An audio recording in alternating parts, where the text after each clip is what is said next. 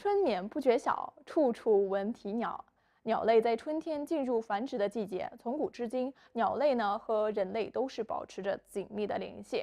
而在成都呢，有这样的一群人，他们花费数十年时间观鸟、爱鸟、护鸟。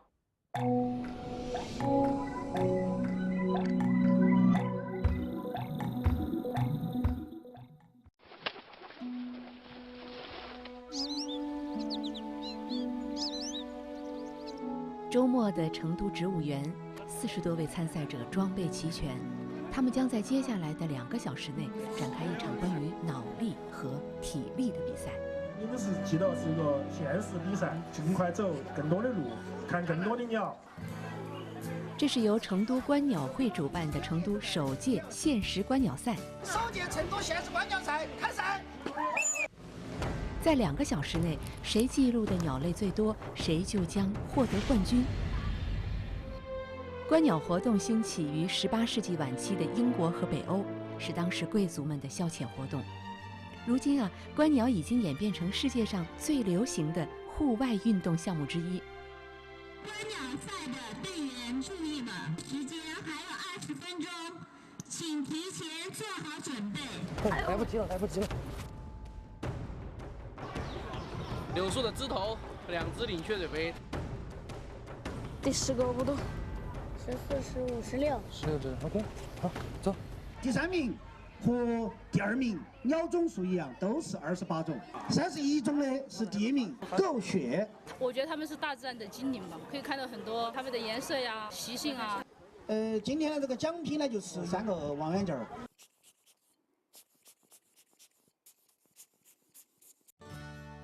这就是我们的眼睛嘛，25倍到60倍，它是个变倍的。距离比较远的鸟尤其是像水鸟这种。今年42岁的沈游是这次限时观鸟赛的组织者，也是世界自然保护联盟保护区委员会委员。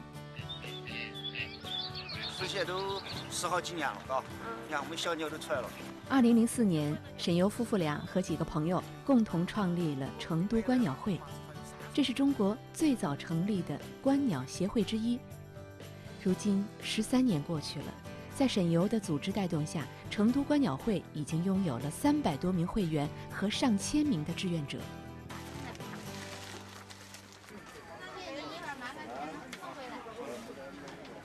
排好队，小朋友排好队啊！小朋友过来，必须来。自古以来就有很多鸟，而且这些鸟类和成都人的这个生活联系得很紧密。闹中取静的浣花溪公园，成都市第3届市民数鸟活动正在进行。我们今天来数一数鸟，飞了一只斑鸠时隔5年，这场属于成都观鸟爱好者的盛会将在成都浣花溪公园、成都植物园等9个观鸟胜地同时展开。看到嘛，它正在腾那个鱼有点大，鱼大了以后，它吞不下去，它一直反复的调整，最后找到个角度把它推下去。浣花溪公园是成都市的开放式城市森林公园，良好的生态环境让这里成为白鹭、夜鹭、苍鹭等鹭科鸟类的聚集地。沈游在浣花溪的观鸟时间已经超过10年，他熟悉浣花溪沧浪湖里每一种鸟类的习性。这个时候的鹭显而易见是比10年前多了很多了。这一次的话呢，我们这个记录到的鸟的种类是69种，比第1届的31种和第2届的41种呢几乎翻倍了。湿地的面积增加，包括这个绿地的这个面积的增加，作用逐渐的发挥。数鸟活动结束之后，沈游将对上千份观鸟记录进行统计，并对外发布最新的成都市区观鸟指南。2017年4月1日，成都市区观鸟指南3.0版本正式对外发布。3.0这个图一目了然。整个城市的这个格局、这个空间、观鸟的这些点位呢，在1.0的这个基础上，也有了明显的一个增加。越来越多的观鸟爱好者正在成为成都这座城市独特的风景，而其中更有人将自己观鸟的爱好转变为了职业。这我自己做的自动拍摄野生动物的一个相机，是相机成像的镜头，然后感受动物来的热量和运动的一个触发器，然后这个是闪光灯。今年42岁的董磊是西南交通大学的一名老师，而在课堂之外，他是一名自然摄影师。从2008年开始做职业摄影，董磊目前是全世界最专业的野生动物摄影图库之一，英国 NPL 图库的签约摄影师，也是中国为数不多的几个拍摄到世界上全部3种濒危红雉的摄影师之一。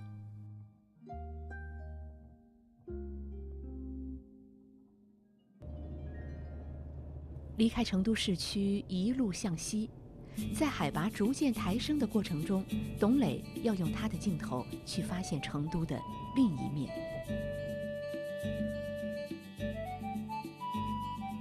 我们在这儿如果拍过的动物的话，我们应该是至少是几十种嘛。鸟的话，肯定我们在这儿拍了有100种鸟了吧？小杨啊，我应该就是大学堂吧，大学到这边。这边是我们卧龙保护区嘛，属于那个阿坝自治州。然后那个交界的那块的话，那片的主峰，往大雪堂的方向的话呢，是属于我们成都的大邑县的，就是西岭雪山的那个范围。距离成都市区130多公里的卧龙自然保护区是中国第3大国家级自然保护区。从成都出发，开车2个多小时便能到达卧龙。去感受四川省面积最大、自然条件最复杂、珍稀动植物最多的自然保护区的独特魅力。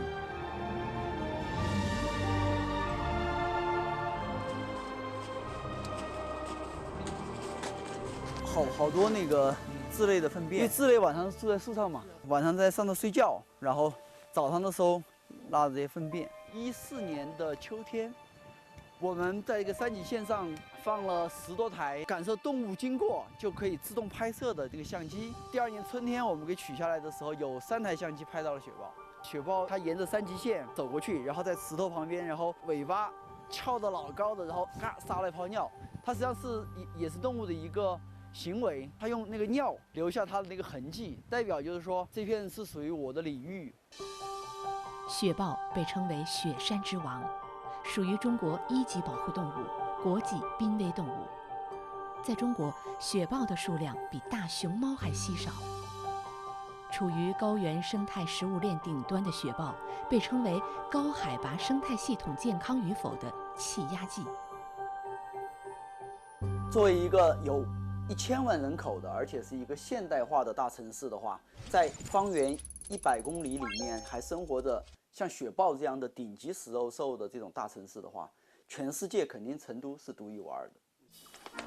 其实，早在100多年前，成都就因生物物种的多样性，吸引了一位名叫戴珍的美国人。从1919年开始，在成都的30年间，戴珍女士在华西坝周边观察到了103种鸟类，并据此写下了一本观鸟日记。这本日记成为了成都地区最早的科学观鸟记录。成都也因此被称为中国的观鸟发源地之一。这个地方就是我们那个戴珍女士，100年前在这个地方看鸟的地方。这地下有一只金翅雀。金翅雀就是在戴珍女士的她的观鸟笔记里面记录的那种很少很少的鸟，可是我觉得，对，现在我觉得在成都很常见了。这个对鸟类如数家珍的小朋友，今年只有13岁，却已经有了5年多的观鸟经历。他对100多年前戴珍女士的观鸟笔记尤其着迷。这个白腰文鸟，它就是一个雌性雀曲，颜色就比较偏灰。2016年，张弘毅以从戴珍女士的观鸟笔记看100年来成都市区及其周边平原地区的环境变化为题，写了一篇论文，获得了2016年成都青少年科技创新大赛1等奖。因为鸟类是环境的一个重要指标，我把戴珍女士的观鸟笔记和我自己一个观鸟经历做对比，于是我就能得出成都100年来环境的变化。但我也发现，不管成都这100年来的环境是如何变化了，它都适合不同的鸟类去生存。小小的张弘毅是一个不折不扣的观鸟达人，每到周末，他都会和家人前往成都市区的各个观鸟点观鸟护鸟。这一次与他们一同前往的还有沈游一家人。来，我跟你说，现在这个天气不错，鸟还是不少。位于成都东边的青龙湖湿地公园是成都最大面积的湿地公园，野生鸟类众多。这里对沈游来说意义非凡，因为他曾经在这里发现过全球仅有500只的极危物种青头浅鸭。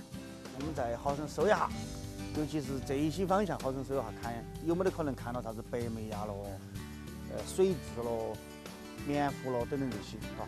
我们再好生搜一下。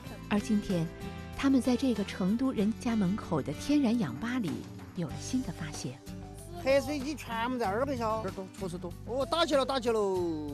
你看嘛，争地盘的时候来了。哎，他们可能还真是有那种球的繁殖行为。现在这个时候，燕子来巢啊，就说明你这个家和人心，也就说明我们整个成都是一个宜居宜人的一个城市。成都的这个鸟类的这个种类在全国是名列前茅的，466种鸟，基本就相当于整个欧洲的鸟了。